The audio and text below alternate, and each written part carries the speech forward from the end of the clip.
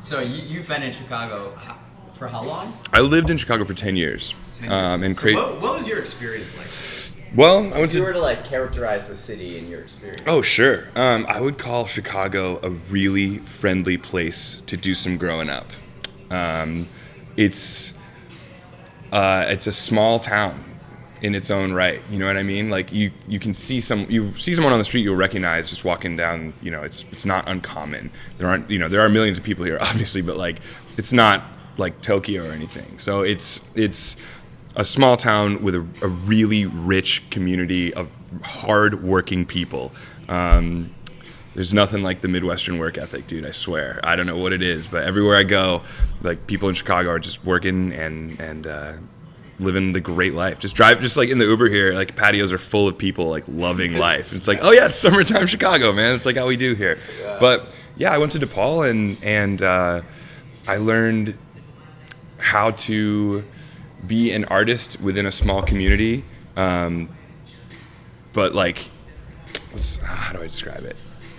I don't know. It's a safe, friendly place where you can grow up, you know, and it's relatively affordable, which is amazing as well. Yeah. So, what would you say your proudest moment is in Chicago? Proudest moment? Oh man, that's a good question.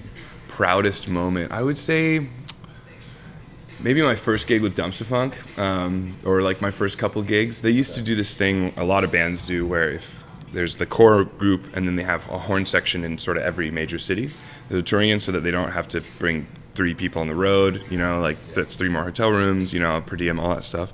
So kind of getting in with them after, you know, grinding on my instrument for years and, you know, doing it well, I guess, but not like, you know, touring the world well. I don't know. Jumping on with them, it was a huge like validation in a lot of ways. You know, it's like, dude, you've been working your ass off, and like, it's paying off. So I would say that was a super, super proud moment. And you know what else? Getting asked to bartend at 3 Dots and a Dash was a really proud moment for me as well. Because back then, they sort of cherry picked the bartenders they liked from the other Let Us Entertain You restaurants, and they asked me to do it. And I was honored. So that was another really proud moment. But it's tough. I'm full of proud moments, man.